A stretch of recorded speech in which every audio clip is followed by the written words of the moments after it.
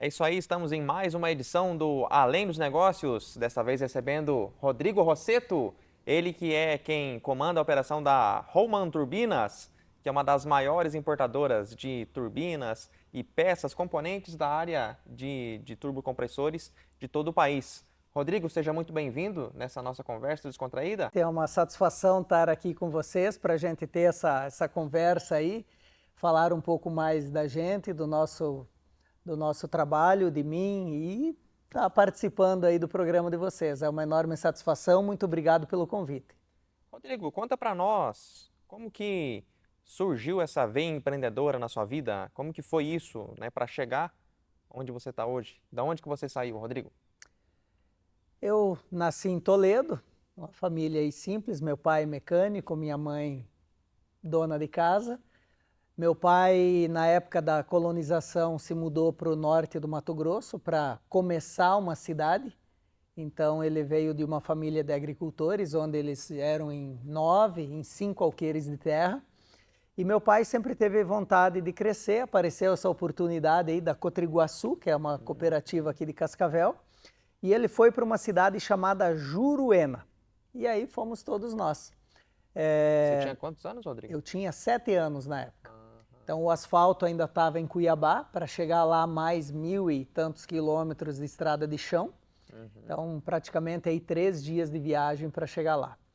Chegamos lá, uma aventura, Imagino. porque o meu pai foi trabalhar de mecânico nessa colonizadora, Uhum. só que ele tinha uma promessa de ter casa, ter onde ficar. Nós moramos lá 6 meses num hotel.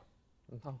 E aí, depois de um tempo, meu pai falou assim: Olha, mulher, ninguém vai dar nada para nós, não. Vamos comprar uma casa. E no final do ano, meu pai já comprou uma casa e era muito interessante para mim, na época, criança, né? Uhum. No outro lado da rua era floresta. Caramba, acabava a civilização. Acabava, floresta nativa, então era bem comum você ver bichos assim na cidade. Uhum. Era bem comum, porque era no meio da floresta amazônica mesmo. E como é que era a educação lá nesse momento? Você tinha 7 anos? Você estudava? Como é que Então, foi? eu saí daqui no primeiro ano, né? Na metade do primeiro ano, cheguei lá, tinha uma escola lá que era uma escola cenecista, que são Senex, que são escolas da comunidade. E o ensino até era razoável, mas naquela época lá não tinha TV, não tinha energia, não tinha água encanada, não Uhum. tinha praticamente nada. Uhum. E eu morei lá até os 14 anos. 7 anos lá. Nos 14 anos, meu pai falou assim: Olha, filho, você tem que ir embora. Aqui você tem que conhecer o mundo, aqui não tem futuro para você. Quantos mil habitantes tinha a cidade, Rodrigo? Hoje a cidade deve ter uns 7.000. Nossa. Mas na época tinha mais ou tinha Na menos? época tinha bem menos. Na época eu não sei se a cidade tinha 2.000 habitantes. Era colonização mesmo, era para abrir uma cidade, era para construir duas cidades na realidade, Juruena e Cotriguaçu. A cidade chamada Cotriguaçu. Cotriguaçu. Que demais. É, aqui em Toledo nós tivemos a colonizadora Maripá, que dá nome a Maripá também, mas que foi Exatamente. responsável por Toledo. E aqui Cascavel, que é algo diferente, que não teve colonizadora alguma, né? Que foi um negócio Mas bem ainda tinha diferenciado. uma divisão entre a Maripá e aqui, que era Pinhão e Terra, se eu não me engano, também teve uma colonização. E aí teve essa parte dessas terras que não houve colonização, né? Uhum. Mas enfim. E aí, nesse momento lá, meu pai falou: Olha, filho, você tem que ganhar o mundo, que não é lugar para você. No máximo, você vai ficar muito próximo de mim, eu não tenho muito para te ensinar. E meu pai foi muito assertivo nessa época, porque ele me empurrou do ninho. Gentilmente, a gente nunca brigou, a gente é amigo até Uhum. hoje. Meu pai me dá bons conselhos até hoje, sou um cara de sorte por ter o meu Sim. pai aí vivo ainda me dando conselhos até hoje, então é uma enorme satisfação. E na sua perspectiva, Rodrigo, qual que foi o melhor conselho que seu pai já te deu nessa sua história? Meu pai sempre falou algo interessante, que a gente ganha na compra, não na venda. Nós temos que comprar bem, porque se nós tivermos dificuldade em vender e fizermos uma venda mais ou menos, a gente empata. Mas se nós comprarmos mal, a gente tem que fazer uma venda muito bem feita para ganhar um pouquinho e empatar. Então, um dos conselhos do meu pai foi esse, que é comprar bem. Trabalhe para comprar bem. Seja um imóvel, um carro, ou levo isso para o nosso ramo hoje e fazer uma boa compra. Uhum. E qual que é a sua base para chegar aqui hoje e ter uma estrutura grandiosa, né? São alguns milhares de metros quadrados aqui do galpão da Roma. O que que você fazia antes de trabalhar com importação desse segmento especificamente?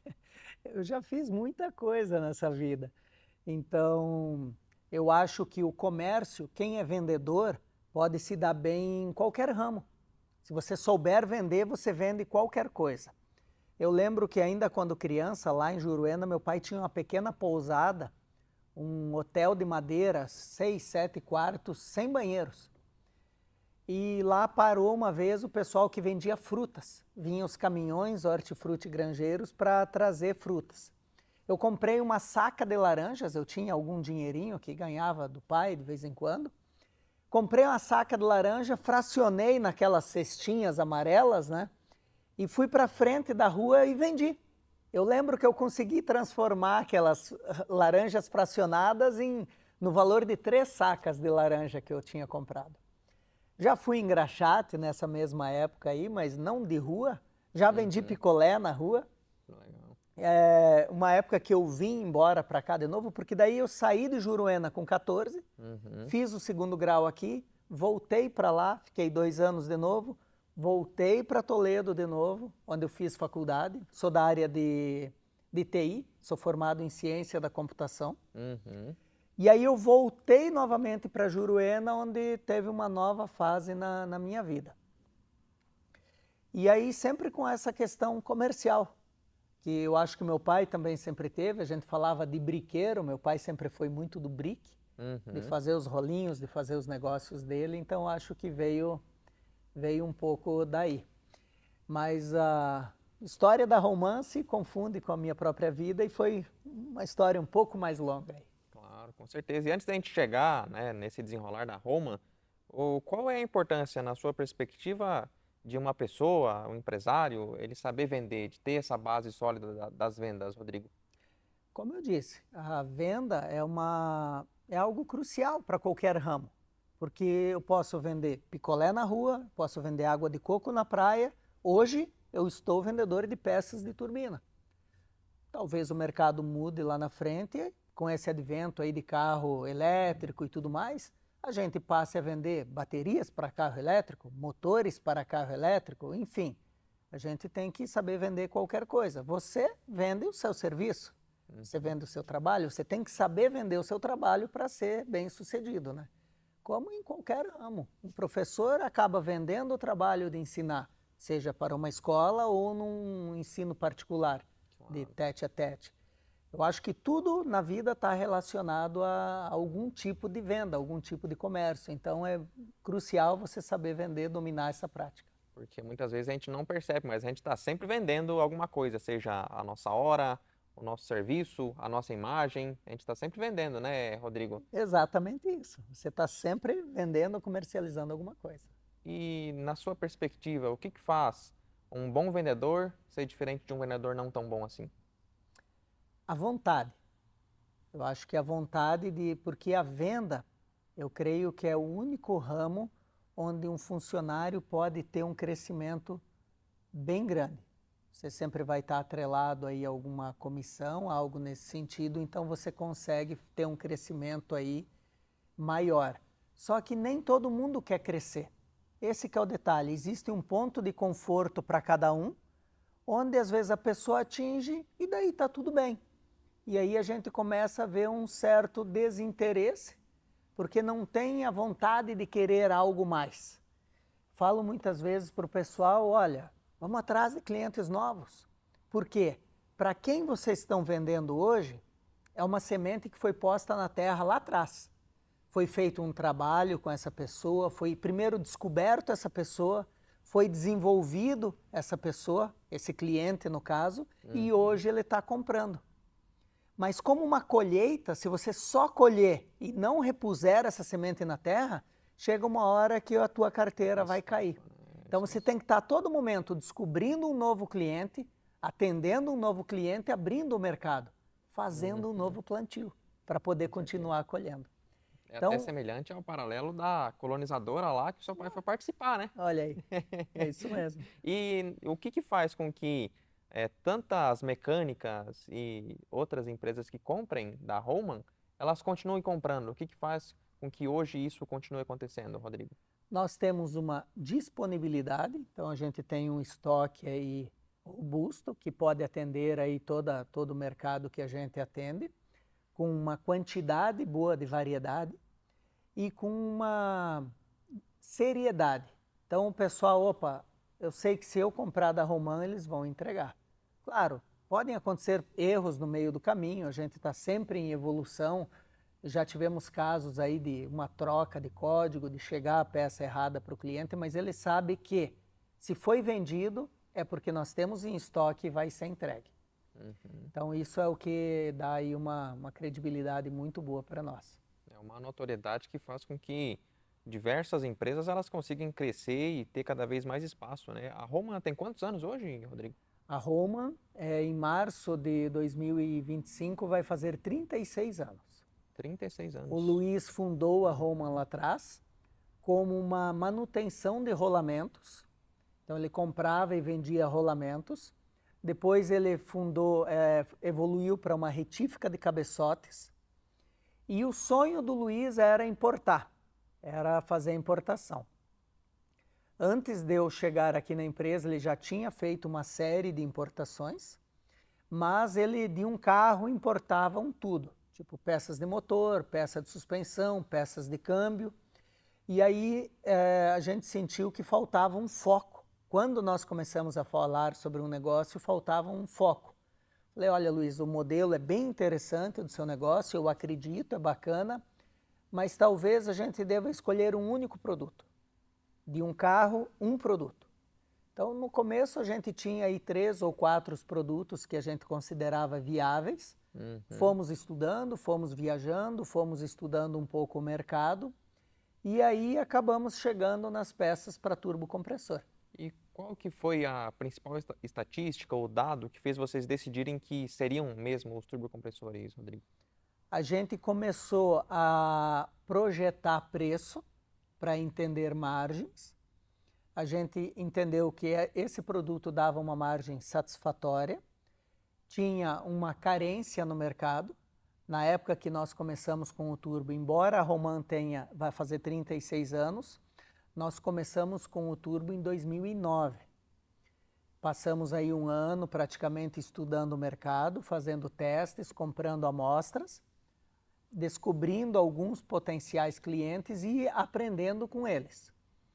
Em março de 2011, nós recebemos a nossa primeira importação comercial.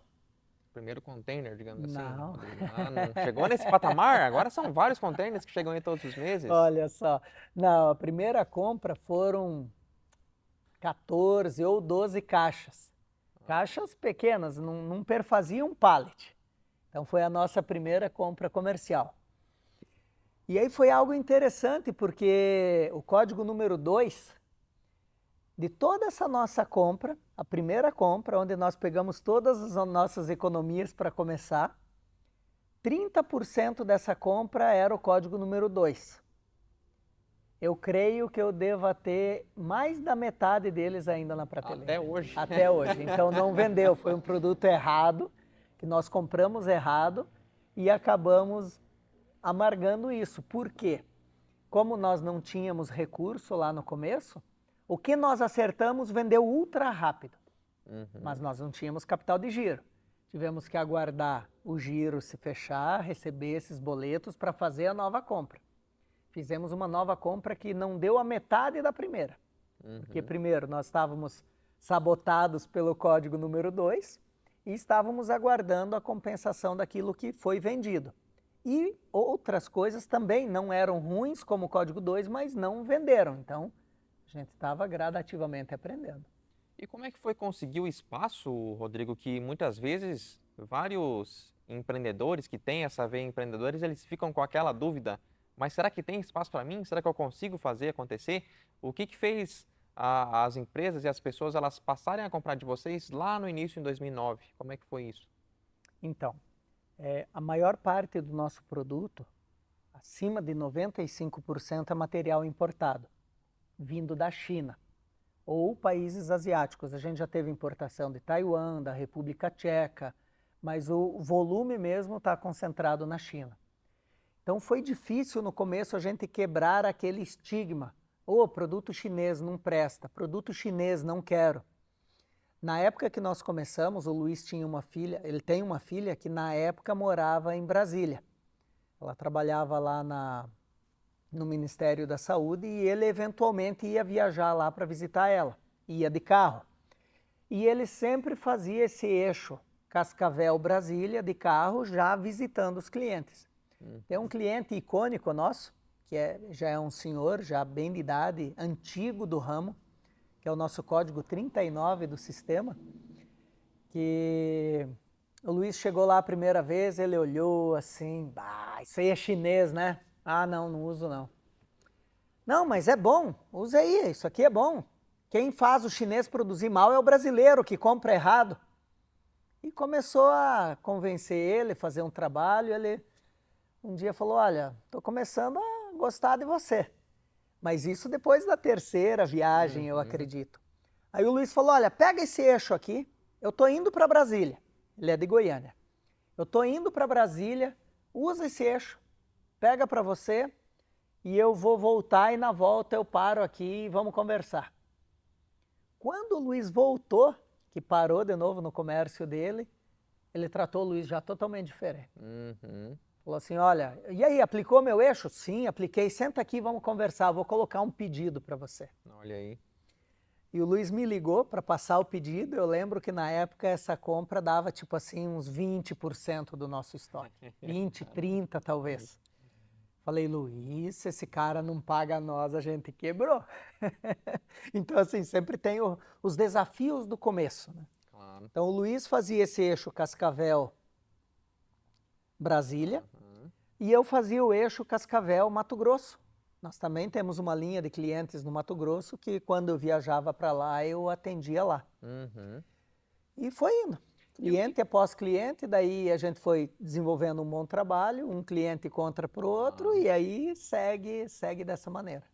E assim, Rodrigo, né, a gente vem de uma sociedade que cada vez mais pessoas elas não têm esse ímpeto, da vontade de empreender e que muitas vezes acabam não conseguindo aceitar muito bem um não. Então, como é que você conseguiu se superar nesse início para levar várias portas na cara e mesmo assim vencer esse desafio, essa barreira que você tinha nesse momento? Eu acho que vem aí a sua pergunta anterior sobre vendas. O que um bom vendedor tem? Persistência. Recebeu o não? Persistência. O não você já tem. Eu vou te vender agora uma rifa. Se eu te oferecer ou não, o não já está garantido, porque eu não te ofereci.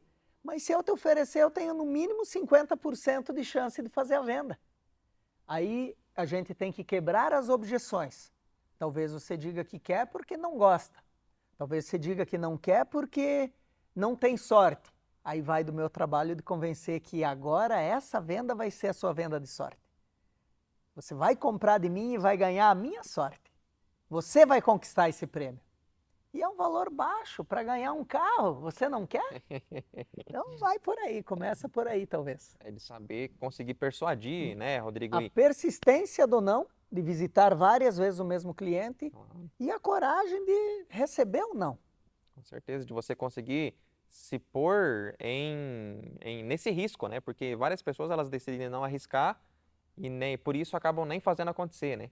E uma das grandes referências que eu tenho na minha vida é o Flávio Augusto, que saiu de uma pessoa que vendia relógio pirata no interior no Rio de Janeiro, né? Lá ele andava de ônibus para ser um dos grandes bilionários do Brasil, que fundou a WhatsApp, tinha Orlando City, e que ele fala muito dessa questão de ter o ímpeto, da vontade de fazer acontecer, né? Então, é algo que realmente é transformador e que eu vejo muito presente em você, Rodrigo, né? Que Olha, é muito obrigado. interessante o quanto que você cresceu nesses últimos anos.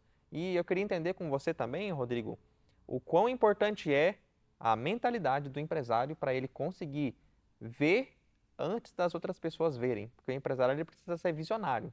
A gente começa a fazer um projeto, às vezes está animado ali na primeira semana, no primeiro mês, Mas o empresário, às vezes, ele precisa ficar 2 anos, 3, 4, animado e ele não pode desanimar. Como que é isso para você? O que que acontece? Nesse aspecto, o meu sócio é muito melhor do que eu. Embora ele tenha hoje já quase 70 anos, ele tem uma vitalidade incrível. Se eu falar para ele, Luiz, a gente tem que sair daqui amanhã, às 3 da manhã, e chegar em Brasília, para ele está tudo bem. E ele sempre teve uma vontade de ver isso aqui grande. Então eu digo que grande parte do sucesso da empresa está na vontade que ele teve, ou que ele tem, de ver isso aqui cada vez maior. Eu creio que eu fui apenas uma ferramenta da vontade dele. E aí, trabalhando da maneira certa, a gente conseguiu chegar onde chegou. Claro, e é importante também entender o quanto que um sócio complementa o outro, né? Porque é interessante ter esse paralelo, né? Porque a sociedade é um casamento. Então, tem que se entender da melhor maneira, né, Rodrigo? Talvez um casamento é uma parceria. Então você tem que achar para casar a parceira certa e para fazer um negócio evoluir também o parceiro certo. Eu digo que eu agradeço a Deus que eu tenho o melhor sócio do mundo. Da mesma maneira que eu tenho a melhor mulher do mundo. Não que ela seja melhor do que qualquer outra, mas para mim ela é a melhor mulher. Da mesma forma que para mim o meu sócio é o melhor sócio que eu podia ter. Nós somos extremamente diferentes. Só que eu acho que a chave do sucesso teve em a gente conseguir usar as nossas diferenças a favor de nós. Convergir para o mesmo rumo, e aí as diferenças se somam e viram força, não viram uma fraqueza.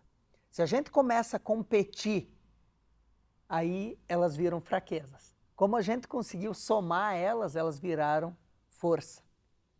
E talvez, pelo fato de nós sermos diferentes, foi o sucesso. Claro. O Luiz tem a vitalidade que eu falei, eu tenho algumas coisas que eu faço muito bem, mas o Luiz me empurra e me apoia em muitas outras coisas que eu sou falho. Entendi. Então isso eu acho que definiu parte do sucesso. Talvez se nós fôssemos exatamente iguais, nós não conseguiríamos somar, porque o que um faz, o outro também faz. Então acho que isso foi muito positivo na nossa parceria. E só para eu entender, Rodrigo, hoje vocês têm essa familiaridade já desde 2009, mas como é que você conheceu o seu Luiz para estruturar a Roman? Então, a nossa história é muito longa, porque o Luiz, ele é primo do meu pai. Então, a mãe do Luiz e a minha avó eram irmãs. Então, o Luiz me conhece desde que eu nasci. A gente não tinha um contato muito próximo, mas eventualmente a gente se encontrava. E aí é muito curioso como a minha participação na Roman começou, porque a Roman já existia, o Luiz tocava ela já há muitos anos. E um dia o Luiz me ligou, como eu falei que eu já fiz muitas coisas nessa vida, de vendedor de laranja, engraxate, já cuidei de aviário, já fui corretor de imóveis. Olha só. Então, no momento onde eu estava como corretor de imóveis, o Luiz me ligou. E aí, Piá, o que você está fazendo? Ah, eu estou indo ver uma chácara de um cara aí que quer lotear. Quer ir para São Paulo comigo? Falei, vamos? Quando? Agora. Isso deveria ser umas 3 da tarde. Falei, bora, vou. Liguei para Simone, para minha esposa, falei, amor, separa 2 mudas de roupa que tô indo para São Paulo com o Luiz. Tá, mas quando? Agora, tô passando em casa pegar a mochila e vou para Cascavel e a gente já vai sair. Chegando aqui no Luiz, achei que a gente ia dormir e sair de madrugada. Não, tamo indo. O Luiz é acelerado ao máximo, né? Entramos no carro, amanhecemos em São Paulo. Aí ele foi ver algumas coisas que ele tinha já agendado lá. E depois fomos para a Automec, que é uma feira de autopeças. Visitamos a feira, andamos, enfim, visitamos vários stands. Aí chegamos no pavilhão internacional, bem na porta dos chineses. Aí ele falou, olha, aqui que o negócio acontece. Mas o duro é entender. Esse pessoal falou, mas por que eles não falam inglês? Falam. Mas você fala? Eu falei, eu me viro. E nesse ponto tinha a FU, A Fu é uma tailandesa que quando veio para o Brasil, o Luiz deu o primeiro emprego para ela. Depois ela trabalhou muito tempo na Mascarello e ela estava lá fazendo um serviço para a Mascarello. E o Luiz falou, olha, me ajuda com a tradução de alguns chineses aí? Ela falou, claro, Luiz. Só que daí quando ela estava falando com o chinês, eu comecei a falar inglês, ela falou, aí, ó, não precisa de mim, o Rodrigo aí dá conta, se vira. Sim. E aí eu acho que passou 2 dias lá naquela feira, voltamos no outro dia de novo, e chineses, e começamos daí a falar de algum negócio. Uhum. E voltamos de carro de novo, a estrada longa, começamos a falar de negócio, e aí a gente estava aí nesses... Não, dá para fazer um negócio, mas tem que focar. Opa, vamos fazer o quê então? Na época eu acho que era rolamentos, as peças para turbo, peça de injeção diesel, juntas, talvez mais um ou outro item. E fomos afunilando. Nisso o Luiz comprou mais algumas peças de amostra. Ele tinha um conhecido que já importava peças de turbo, comprou algumas coisas dele e começou a distribuir para um pessoal que ele conhecia que trabalhava com turbo. Mas distribuir as amostras. Olha, esse produto é bom? Sim, é bom, é bom. Ó, isso aqui é legal. Ô, louco, você tem esse produto? Traz esse produto para nós, eu estou precisando. Uhum. Então aí que começamos a conversa e começamos a convergir para fazer um negócio juntos. Que demais. É aquela situação de você estar preparado para quando a oportunidade surge, né, Rodrigo? Porque você saber o inglês e também estar disposto a arriscar aí numa viagem para São Paulo do nada, né, Rodrigo? Será que foi o acaso? Talvez foi o acaso. E aí a gente ficou, aí veio uma lição muito importante que o Luiz me deu. Eu continuei trabalhando como corretor, o Luiz continuou com a retífica e continuou com o sítio. O Luiz fazia feno para vender. E nós estávamos olhando as peças de turbina, já trabalhando, já tinha trazido a primeira compra. E o Luiz virou para mim e falou, Rodrigo, a Roman é um bebê, não tem autonomia, é um bebê. Nós não estamos dando nem água com uma colher para ele. Ele vai morrer. Ou a gente passa a nutrir essa criança para ela crescer, ou ela vai morrer. Ou você diminui o teu trabalho como corretor e foca na Roman, e eu diminuo meu trabalho com a retífica e com o feno e foco na Roman, ou ela vai morrer. Aí nesse momento nós decidimos, não, então vamos convergir os nossos esforços aqui para fazer a Roman sobreviver, crescer e prosperar. Aí numa outra conversa com ele, existe hoje muito o jeitinho brasileiro, empresário que quer sonegar e tal. A gente teve uma conversa logo no início de como nós íamos agir. E aí tinha essa dúvida de se nós faríamos um meia nota, se nós seríamos pilantra, tentar fugir do fisco. O Luiz virou para mim e falou, Rodrigo, que tamanho você quer que a Roman seja? Uma portinha igual nós temos hoje ou você quer uma grande empresa? Falei, Luiz, eu quero uma grande empresa. Então só tem um caminho. Nós temos que ser fiscais, nós temos que ser honestos, pagar o que tem que pagar, vamos conquistar o nosso cliente, o que é do governo a gente paga e vamos focar no negócio. E tá aí. Hoje nós temos aí 99,9%, eu acredito, fiscal, não temos venda gerencial, venda fria, que é um grande concorrente nosso. O nosso concorrente que faz algum trambique, alguma trapaça fiscal, mas estamos aqui sólidos em cima da nossa convicção. É uma cultura, né? Um valor que faz com que traga uma seriedade, uma confiança para que vocês realmente consigam chegar até onde vocês estão hoje, né, Rodrigo? A cultura empresarial, ela começa nos donos, quando eles estruturaram o negócio. Então é muito digno e muito legal de ver você compartilhar isso, né? Porque às vezes não, em vários momentos, o empresário ele é visto como vilão, né, Rodrigo? Não sei se você tem a mesma perspectiva que eu. Exatamente a mesma, porque assim, mesmo estando legal, o pessoal fala, não, mas será que não está errado?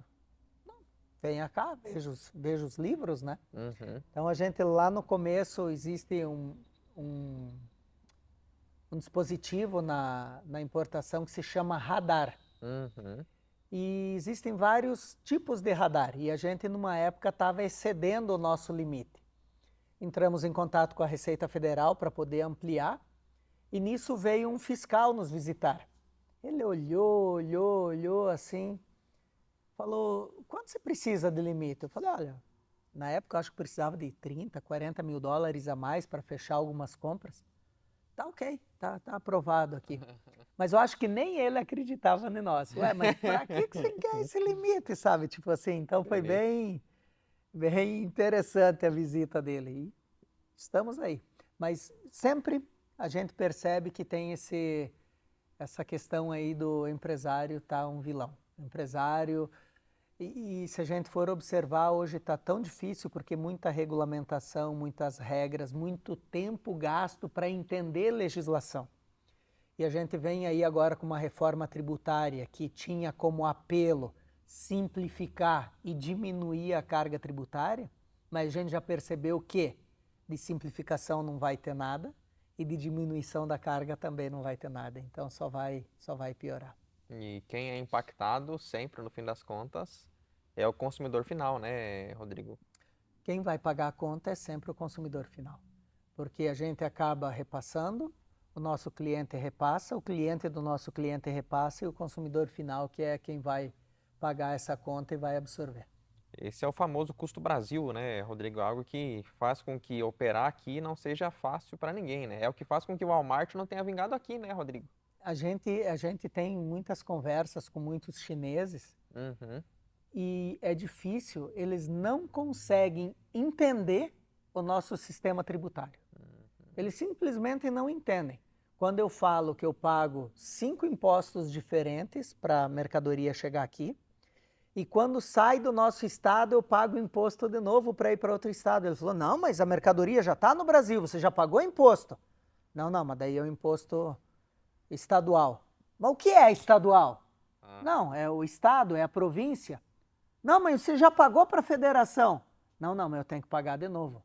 Não tem que pagar de novo, tá errado, verifica isso direito. Não, eu já verifiquei, tem que pagar mesmo. Então, assim, eles, de tão complexo que é, eles não conseguem entender. Uhum. E é um desafio adicional, né, para todos nós, né, em qualquer segmento que a gente atua, né? E é onde eu entro também com a perspectiva de vida que eu venho me desenvolvendo cada vez mais na questão do autoconhecimento. E é algo que eu procuro sempre entender com quem eu converso aqui no podcast, Rodrigo, que é para entender o quão importante é para você se autoconhecer e o quão importante foi você estar sempre em processo de busca contínua de melhorar a si mesmo, Rodrigo. A busca contínua pelo aperfeiçoamento é outro atributo positivo do vendedor. Porque eventualmente o teu produto dá uma pequena mudada ou o teu cliente, o teu mercado dá uma pequena mudada e você tem que se aprimorar. E falando em aprimoramento, a gente também foi bem feliz aí no nosso processo, porque lá no começo nós estávamos começando, estávamos nos desenvolvendo, e aí tivemos a grata satisfação de conhecer o Márcio Gomes.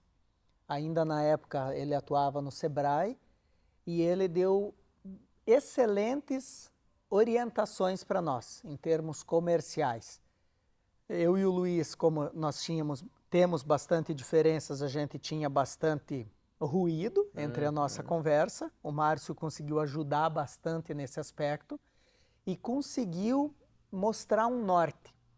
Talvez nós chegaríamos aqui, mas com certeza a gente teria dado uma volta bem maior para chegar aqui.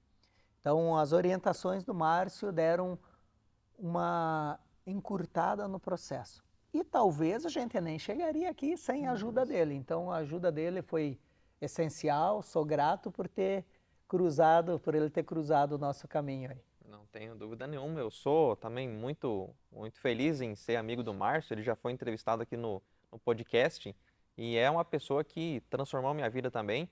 E eu gostaria que você compartilhasse com a gente, Rodrigo, que você já participou de um projeto, um programa chamado Mentes Milionárias com ele, né? Como é que foi isso, Rodrigo?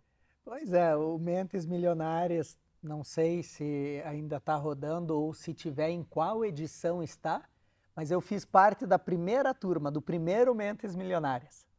E foi bacana porque o que o Márcio traz? Isso aqui é uma operação. Qualquer um pode fazer uma operação. Mas o que determina se essa operação vai ter sucesso ou não é a mentalidade.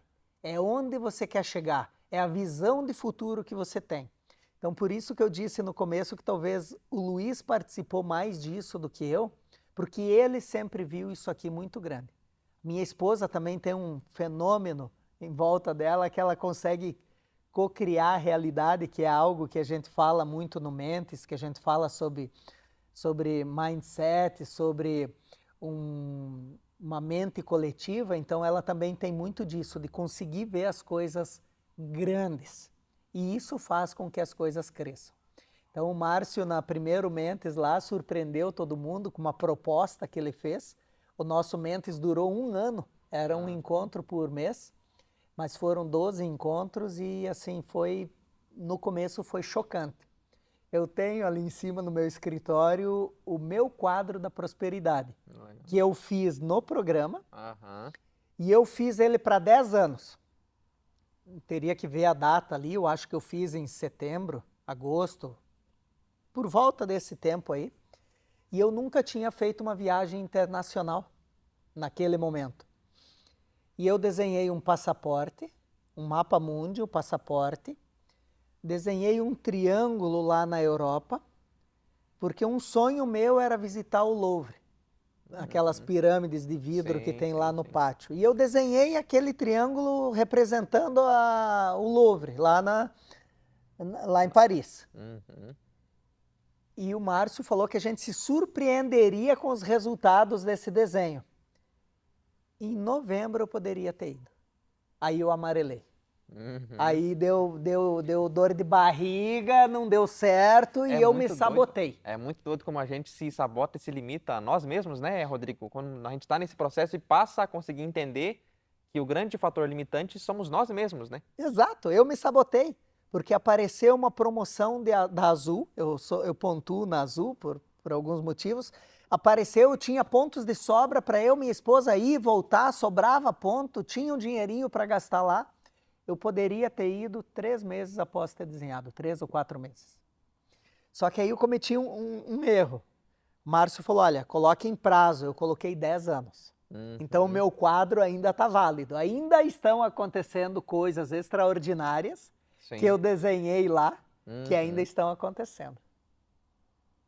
Que demais, Rodrigo. É o que faz com que você consiga ter bem mapeado, e esse é um dos grandes segredos do sucesso, você visualizar aquilo que você quer, que não está no futuro, mas está no hoje, na sua mente. É você que cria aquilo, né, Rodrigo? Exato, exato. Mas você tem que querer, tem que ter ambição. Quando eu falo ambição, não é crescer a todo custo, porque daí talvez a gente comece a criar situações ruins. Eu vou crescer sobre você, eu quero você menor que eu para você me impulsionar para cima. Não, isso não funciona. A gente pode crescer, o universo é tão abundante que todos nós podemos ser bem-sucedidos. Todos nós podemos crescer, todos nós podemos ter o que quisermos. O que acontece, muitas vezes a gente fala com alguns amigos, com algumas pessoas, as pessoas simplesmente não querem, ou querem que caia do céu. Amanhã eu quero ser milionário. Amigo, só se você ganhar na Mega Sena. Tudo é fruto de um desenvolvimento. Não trabalho, porque trabalho às vezes traz uma conotação de ter que ser difícil, ter que ser árduo, tem que doer. Não. Tem que ser uma evolução. Você planta, cuida e vai colher. É muito legal isso, Rodrigo. E é uma das coisas que eu venho visualizando na minha vida, até por ter buscado, né, um conhecimento da física quântica, que está muito presente também nesses ensinamentos do Márcio, que é de você conseguir entender a energia do universo e de que está tudo sempre interligado, e de que você tá presente e tendo essa presença de espírito nas coisas, né, Rodrigo? Exatamente, exatamente isso. O que acontece? Muitas vezes a gente falava, ou ouvia falar lá atrás, hoje você pode ir dormir talvez, ter uma sacada, você lança a tua sacada na internet, daqui 20 dias você é multimilionário. Então, é atemporal o sucesso. Só que você teve que plantar, você teve que regar e aí você vai colher.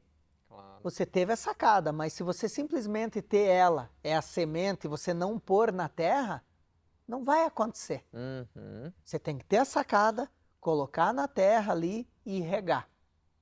Então, vamos voltar lá, 98, o Google estava começando.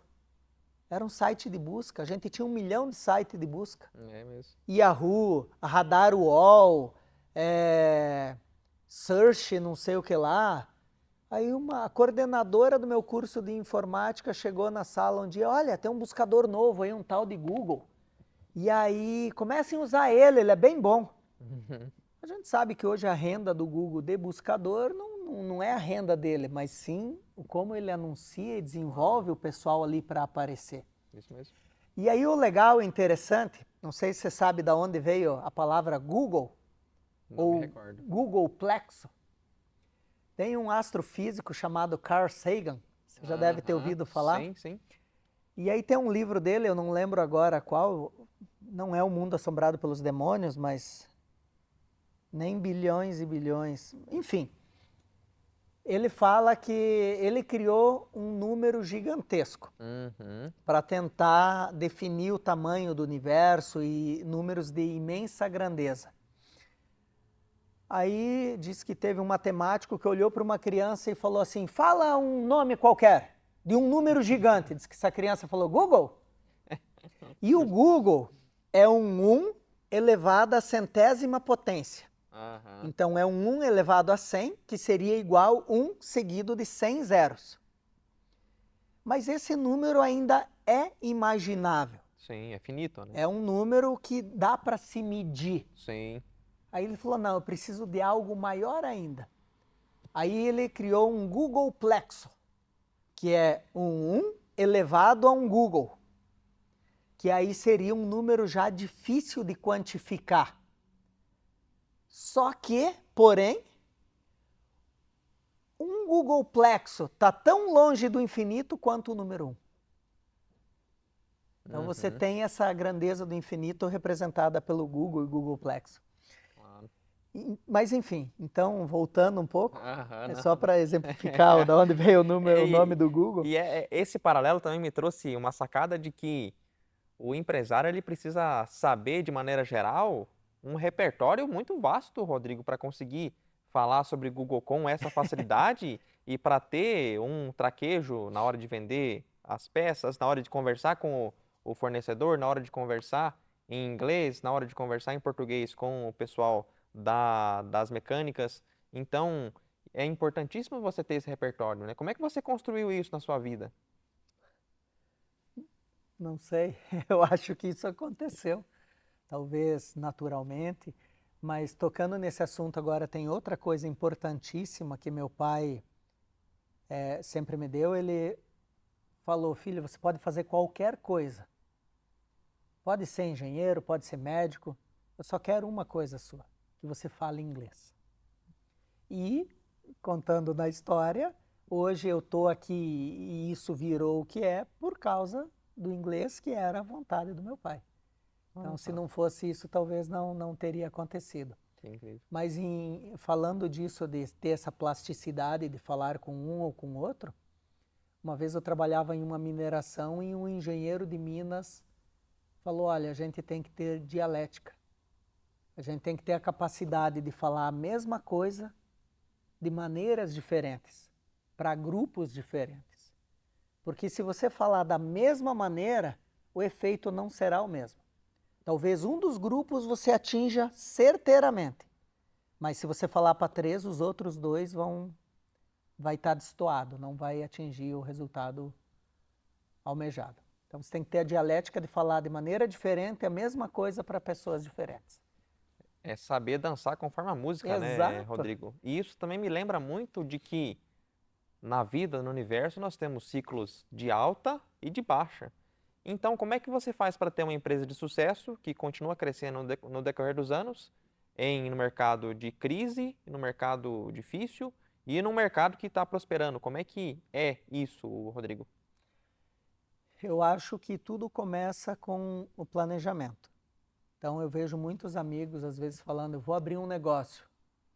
Você já fez o plano de negócios? Não, o que é isso? Então não comece. Aí eu mando o plano de negócios do Márcio, que era da época do Sebrae. Ó, Sim. preenche esse questionário aqui. Se tiver dúvida, me chama que eu te ajudo. Muita gente abre um negócio sem um plano de negócios. E aí, com isso você tem aí 80% de chance de falhar, porque você só tem o sonho. Então é muito mais difícil de acertar. Opa, já tem um negócio estruturado, que bom. Então, o que acontece? Você sempre vai ter um gráfico numa parábola. Você sobe até certo momento, estabiliza e existe uma tendência de você começar a declinar. Onde é o ponto-chave? Você, na gerência, conseguir identificar quando diminuiu o crescimento, ou parou de crescer, ou no momento já tardio que começou a descer. Identifiquei esse ponto. Vamos planejar como vamos fazer a próxima subida. E depois a próxima, e depois a próxima. É abundante o universo. Claro. Nós temos aí alternativas quase que infinitas. Então a gente tem que sempre planejar, identificar, corrigir para crescer um pouco mais. Até porque a economia pode estar em crise, mas a nossa mente não, né, Rodrigo? É por aí. Com certeza. E uma das coisas que eu também quero entender com você, Rodrigo, é como que vocês conseguiram chegar ao fornecedor ideal, às pessoas que são quem trazem, né, e quem são responsáveis por trazer as peças adequadas que vocês procuram, que vocês querem trazer para o Brasil? Como que foi esse processo para chegar no componente que, pelo que o seu Luiz, eu já conversei com ele, ele tem a especificação de fábrica da maneira que vocês entenderam, da maneira que vocês fizeram à disposição para eles? Voltando um pouquinho mais, quando o Luiz chegou naquele cliente de Goiânia que falou, produto chinês não presta, existe um detalhe lá na China, que se você insistir no desconto, o chinês vai te dando desconto. Você pede mais, ele te baixa o preço. Ele te pede mais, ele baixa para te conquistar. Se esse chinês que você estiver lidando for honesto, vai chegar um ponto que ele vai falar assim, até aqui eu consigo vir. Eu baixo mais o preço, mas daí vai afetar a qualidade. Então por isso que o Luiz usava o termo de que quem estraga o chinês é o brasileiro. Eu quero mais barato, eu quero mais barato. O chinês vai fazendo mais barato. Então tem que haver um ponto de equilíbrio ali de custo e qualidade. Você não pode pensar em sacrificar a qualidade para ter um custo menor e menor e menor, porque senão você vai perder a credibilidade, que é muito difícil de conquistar. Então a gente veio com um primeiro fornecedor que nós desenvolvemos, qualidade muito bacana, só que no meio do caminho a gente teve um problema comercial com ele, porque ele queria que nós comprássemos dele e ele queria vender para o nosso cliente. Então isso gerou um conflito. Chegou um momento que a gente começou a comprar de outro fornecedor e ele deu um checkmate em nós. Olha, ou você só compra de mim ou não te vendo mais. Nossa. Ok, então eu não compro mais de você. Aham. A prensa que ele quis dar em nós, Mas isso não apavorou vocês de ficarem sem fornecedor, Rodrigo? não, porque nós já tínhamos um outro. Aham. Não o que nós queríamos, Uhum. mas já tínhamos ele. E nesse meio processo entrou um fornecedor que é o nosso principal fornecedor hoje, que na época tinha um preço razoável, com uma qualidade boa, e a gente foi crescendo junto. A nossa parceria foi aumentando, se solidificando, ele foi melhorando a qualidade dia após dia, ainda está num processo, porque o nosso mercado ele é dinâmico. Então, cada dia aparecem novas tecnologias que os fornecedores chineses acabam copiando. E aí eles também passam por um processo de aprendizado em cada vez que eles fazem essa tecnologia nova, né? O que é mais antigo é consolidado. e o que é novo daí também tem um processo de maturação. Mas sempre com um cuidado de avaliar qual material você está usando. O nosso produto tem uma liga especial. Então, se você reduz o teor de níquel para baratear esse produto, você afeta a qualidade. Porque como ele trabalha em alta temperatura, o níquel é o que faz esse material resistir. E é esse cuidado que faz com que tenha, né, tantos e cada vez mais componentes sendo gerenciados, né, e passando aqui pela Roman. Você tem uma noção de quantas mil turbinas você vende por mês aqui, Rodrigo? O que acontece? Nós começamos lá em 2009 atendendo o pessoal que recondiciona turbo. Naquele momento nós não tínhamos nenhuma turbina completa. Nós não tínhamos nenhum conjunto central. Nós tínhamos somente peças avulsas, porque era a dor daquele segmento. Hoje nós ainda atendemos esse mercado, que é do turbineiro raiz, vamos chamar assim, que conserta o turbo.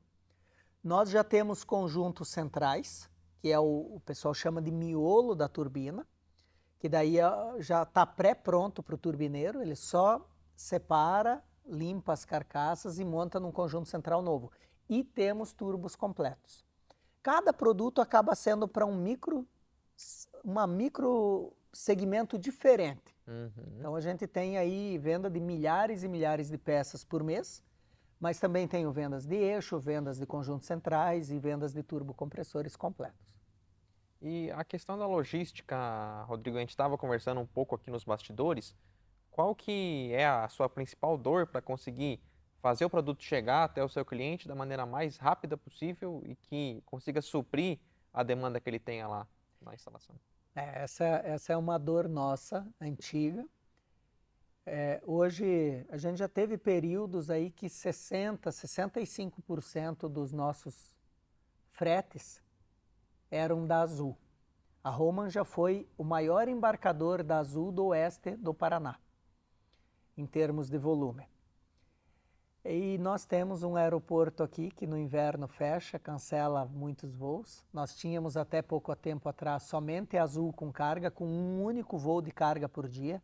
Felizmente agora temos a Gol também, que daí entrou uma competição de preço entre eles e deu uma alternativa extra para os nossos clientes. Mas a gente perde muita venda hoje porque o nosso cliente está sendo o fornecedor de outro cliente, que é o dono do carro, que quer o carro agora. Ele tem pressa pela mobilidade dele. Então, às vezes, nós perdemos algumas vendas porque eu não consigo entregar a tempo para um cliente do norte, nordeste, até mesmo do sul do Brasil. Às vezes eu não consigo cumprir um prazo requisitado. Aí, para isso, nós demos uma expandida. Nós temos uma filial em Itajaí, uma filial em São Paulo e uma filial em Recife. E estamos com algumas outras filiais aí no escopo de expansão. E também criamos um cliente específico que é o nosso parceiro, que são distribuidoras de peças de turbo em outros locais do país. Eu tenho hoje no Maranhão, no Mato Grosso do Sul, Goiânia e por aí vai. Então a gente criou essas alternativas para conseguir atender o cliente de imediato. É um ecossistema formado com base naquilo que vocês já vinham fazendo com maestria, que é a venda de turbos e peças relacionadas à parte do compressor, né, Rodrigo? Como é que foi você fazer essa construção das filiais e também dos parceiros de negócio em todo o Brasil? Porque imagino que seja um desafio, né, Rodrigo? É um desafio e tanto. Mas ele foi orgânico, ele foi acontecendo. Então nós nascemos muito pequenos, fomos crescendo, fomos aprendendo sobre o produto, que no começo eu não conhecia nada de turbocompressor. O Luiz também não, embora ele veio da área de mecânica. O Luiz é torneiro mecânico de formação, então tem uma boa noção sobre materiais. O Luiz foi uma das pessoas que ajudou construir a fundição Carelli, que é da Carelli, que é lá em Matelândia. Então, novamente, ele tem muita noção de material, de ligas metálicas, então isso ajudou bastante. Mas sobre o turbocompressor específico, nós fomos aprendendo. E fomos aprendendo sobre o negócio, sobre o nicho de mercado, e aí foi sendo orgânico. A gente abriu primeiro a filial de Recife, que não é a maior, mas a gente sabia que não seria, mas precisava aprender Estratégico, né? como ela ia funcionar. Então nós rodamos aí 1 ano com Recife, depois nós abrimos São Paulo e Itajaí, que são filiais mais importantes para nós. E quando você comenta também lá no início que você basicamente apostou todas as suas fichas para conseguir comprar os seus primeiros produtos, como que é para você, enquanto pessoa, ter um negócio que tem um risco lá no início e que agora está consolidado? Como que foi você saber dar o passo certo e na hora certa e agora ter algo consolidado, Rodrigo? Você nunca sabe se a hora está certa e se o passo está certo, senão você não teria medo. Então isso acho que faz parte do desafio do empresário, de arriscar. Mas eu tenho comigo hoje algo que vou contar uma pequena história do meu passado, 2 passagens. Nessas idas e vindas para Juruena, eu trabalhava numa mineradora de capital estrangeiro. Teve várias fases nessa mineradora e em uma dessas fases me colocaram na geladeira. Então eu não pude trabalhar em uma das fases e eu não tinha o que fazer, eu era da área de TI. Eu fui pedir trabalho numa lojinha de informática. E o rapaz lá falou: Rodrigo, eu te conheço, você não cabe aqui dentro. Eu falei: cara, eu preciso fazer alguma coisa por um período. Tá, vem aí. Eu lembro que o meu primeiro salário foi R$ 74. Nossa. Isso aí em 2007, eu acho. Aquilo me amargurou tanto que eu falei: olha, não é para mim isso aqui. E logo depois eu fui fazer uma instalação na internet. Na época tinha muito internet sem fio, com aquelas antenas externas. E eu tive que subir no forro de uma casa. Lá as casas de madeira e tal. E era bem pequeno o espaço. E eu tive que rastejar entre o forro e o telhado, um telhado de zinco extremamente empoeirado, porque lá por muitos anos não tinha asfalto. E morcego e cheiro ruim, eu saí daquele forro assim, lavado de suor e imundo com aquela poeira. Eu falei: não, isso aqui não é para mim. Eu mereço algo maior, eu vou atrás de algo maior. Nisso eu voltei para cá, para o Paraná, porque daí, depois disso eu trabalhei na mineração por 1 ano e alguma coisa. Daí eu fui o último a ser dispensado na fase do projeto que a gente estava. Seguraram, eu fui o último. E aí eu voltei para cá. Teve a crise de 2008 ali da bolha imobiliária nos Estados Unidos. O investidor da mineração perdeu muito dinheiro. A gente nem conheceu ele, dizem que perdeu. Ele parou nosso projeto lá. Eu voltei para cá e fui morar na casa do pai de um amigo meu. Pessoa sensacional. Me deu 2 conselhos fantásticos para a vida. Eu tenho esse senhor como meu pai, ele faleceu ano passado. E aí ele tinha uma granja de suínos e de aves. E ele teve um problema lá e não tinha funcionário. Eu falei: seu Nives, eu vou ajudar o senhor. Ajudei a reformar 3 aviários e cuidei 1,5 lote de frango, enquanto ele cuidava dos suínos. Você já fez de tudo mesmo nessa vida, hein, Rodrigo? E eu não Impressionante. sei se você já esteve perto de uma pessoa que cuida de suínos ou de frangos. Você, depois de um tempo que você está dentro do aviário ou do chiqueirão, como chamam, aquele cheiro impregna em você. Você nem percebe mais, né? Você não percebe. Daí você vai para casa, você toma banho. Sabe quando você sai do banho que dá aquela suadinha, que você secou e dá o cheiro volta. E foi muito bacana porque eu cuidei esses aviários, os 3 aviários, 1,5 lote. Foi o melhor lote histórico que ele teve. Olha só. Então tudo que a gente faz tem que fazer com amor e boa vontade. Claro. E aí depois você pediu como fazer, se a gente vai dar o passo certo. Eu penso assim, eu lembro daquele dia lá embaixo do forro com os morcegos e Deu trabalhando dentro do aviário. Se der medo, lembra do cheiro. Siga à frente. Eu não quero voltar para o cheiro. São os percalços Não que que fazem, seja um trabalho claro, que não seja digno. Todo com trabalho é certeza. digno. Mas todo mundo pode sair de lá, pode Exato. galgar algo maior e pode ir para frente. Então, quando foi para a gente dar o primeiro passo, o Luiz falou: Rodrigo, eu tenho medo. Eu tenho medo disso aqui não dar certo, eu tenho medo do julgamento. Uhum. Talvez a tua família vai fazer comigo e vai falar: ah, o Luiz me colocou o Rodrigo num negócio que não deu certo, num negócio errado. Falei: Luiz, fique tranquilo, eu sei onde a gente está pisando. E se isso aqui não der certo, tanto eu como você, a gente estava na Rocha Pombo ali na 501. Uhum. Se a gente sair andando daqui até na JD, tanto eu como você arruma 2 ou 3 trabalhos. Porque eu sei que nós somos capazes. Claro. Mas o nosso negócio vai dar certo. E tá aqui. Tá aí prosperando cada vez mais, né, Rodrigo? E é um paralelo interessante que me faz refletir o quão importante que é fazer com que o fracasso momentâneo ele seja encarado como algo, como um aprendizado, né, Rodrigo? Não ser encarado como uma limitação.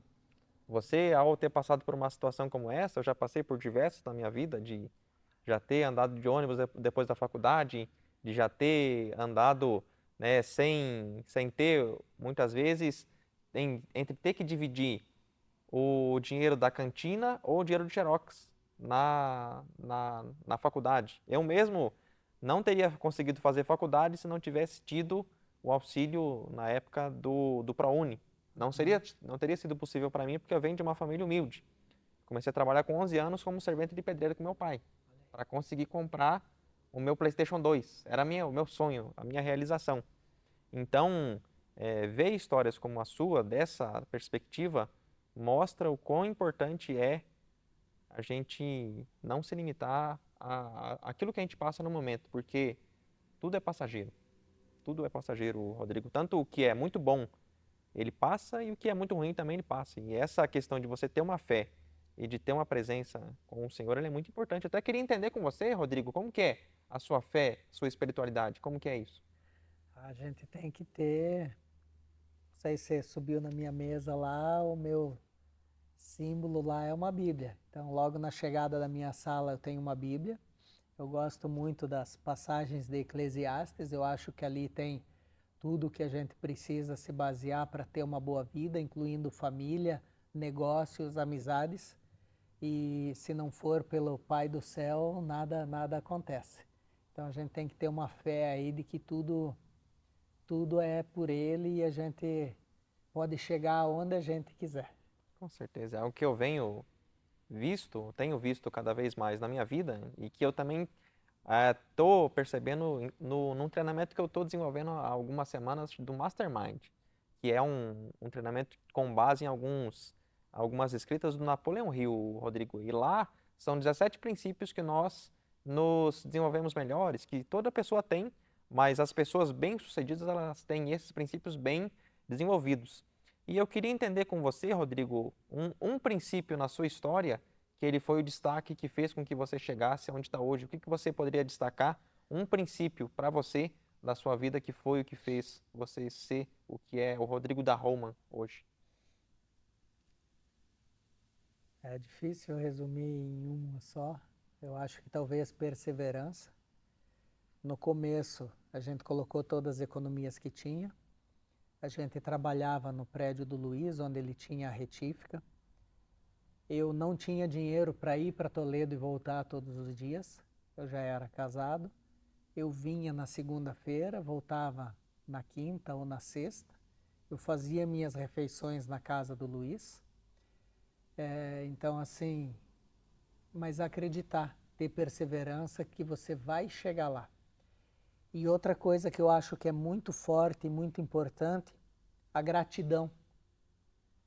Se você não for grato por aquilo que você tem hoje, você não vai conquistar nada mais. Eu conquistei isso. Obrigado, meu Deus. Obrigado, meu Deus. Obrigado, meu Deus. Obrigado, universo. Queira, chame como você queira chamar. De Deus, de universo, de força espiritual. Você tem que ser grato. Nós estamos aqui conversando, estamos aqui respirando. Nós estamos vivos. Cada dia que a gente acorda é uma oportunidade de fazer algo e fazer bem feito e fazer melhor. Devemos ser gratos todo dia por poder acordar. E quando as coisas derem certo, ser grato por cada coisa que deu certo. Ser grato por aquele negócio pequeno que eu fechei. Ser grato por aquele bom atendimento que eu dei para um cliente. Porque daí ele vai voltar e eu vou fechar um bom negócio com ele. Comemorar as pequenas conquistas. Estou passando por um processo agora de eliminação de peso. Preciso cuidar um pouco da minha saúde, então a gente não adianta ser próspero se a gente não cuida da saúde. O ponto inicial é esse.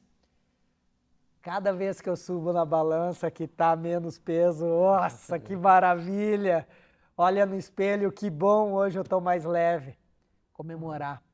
Comemorar as conquistas do dia a dia. As conquistas da empresa, o cliente novo que veio, o colaborador que está 10. Cara, obrigado por estar aqui comigo. Vamos crescer junto. Eu e minha esposa temos algo que, um mês bom, às vezes, quando quebra o recorde, vamos fazer um brinde. E foi legal, mês passado a gente tinha algumas metas pessoais e como eu não estou bebendo, eu falei, não, pega 2 taças lá, as que a gente bebe champanhe, abre uma água com gás e vamos brindar. A gente brindou com Tradição, né? água com gás e anotou a nossa meta na tampinha da água com gás. Para lembrar que naquele dia a gente não bebeu álcool, mas nós comemoramos, nós celebramos. Então, acho isso muito importante para a gente honrar o que aconteceu. Hoje estamos aqui, mas exatamente tudo o que fizemos, todos os passos que demos, nos trouxeram até aqui. Os que acertamos e os que erramos. Perfeito. Se um erro que a gente cometeu tivesse sido diferente, nós estaríamos talvez aqui hoje, mas de uma maneira um pouquinho diferente, porque a gente teria mudado o passado. Exato. Então, exatamente tudo o que aconteceu foi o que nos trouxe aqui até esse exato momento agora. É interessante esse paralelo, né, Rodrigo? Porque faz com que a gente consiga perceber o quão pequeno nós somos e o quão grato nós devemos ser só por acordar de manhã e poder ter uma vida saudável, de ter tudo à nossa disposição, né, Rodrigo? Isso é muito, muito interessante. E eu queria entender com você o que que a Roman hoje, neste dia, ela significa para você.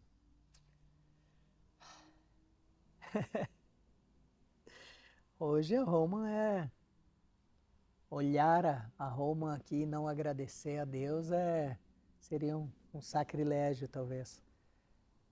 Em- Hoje a Roma é o que me subsidia a poder fazer outros negócios também.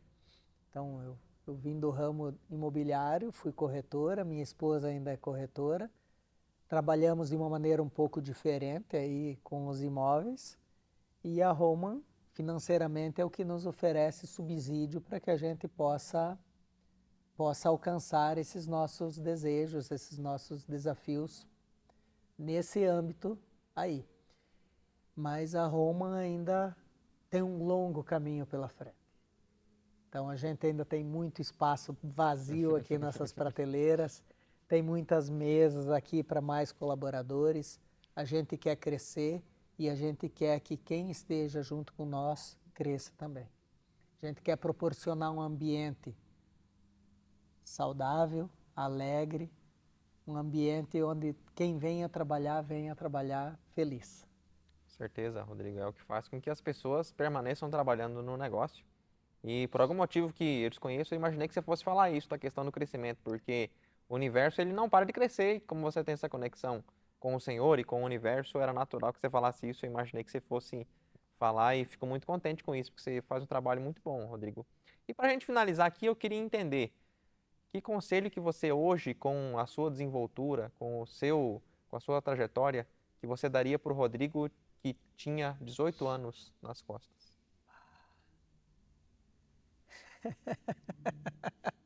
É impossível voltar no tempo, mas estude mais, feste menos. O mundo não vai acabar amanhã. Você tem tempo. Você tem tempo. Eu acho que eu vivi uma vida bem intensa nos meus 18, nos meus 20, eu acho que mais do que nos 18. E talvez se tivesse aprendido inglês um pouco melhor, talvez tivesse aprendido um alemão, talvez tivesse aprendido um mandarim, hoje as coisas seriam diferentes. Mas como a gente disse antes, tudo o que aconteceu foi o que nos trouxe até aqui. Então, talvez querer mudar o passado, a gente não estaria aqui hoje. Claro, porque é um bater da asa da borboleta, do efeito borboleta, né, Rodrigo? Que história. Fico muito contente em entender melhor a sua trajetória, Rodrigo. Fico muito lisonjeado em poder aprender e saber melhor sobre a Roman, sobre a sua trajetória, sobre a sua vida. Muito obrigado mesmo por nos ter recebido aqui no Galpão e por nos ter compartilhado e a gente ter aprendido com você nesse episódio. Eu é que agradeço a oportunidade de estar aqui com vocês, de poder falar um pouco da nossa história, de poder ter esse contato com vocês aí. Meu muito obrigado e estamos abertos aí para qualquer nova conversa. Se alguém tiver alguma dúvida aí, quiser fazer um contato, quiser usar aqui como um laboratório, estamos aí de portas abertas. Muito obrigado mesmo, Rodrigo. E a você, nosso internauta, nosso telespectador, né, aguarde que em breve o episódio do Rodrigo já vai estar nas plataformas e nós teremos novos episódios disponíveis. Muito obrigado. Valeu, gente. Até mais.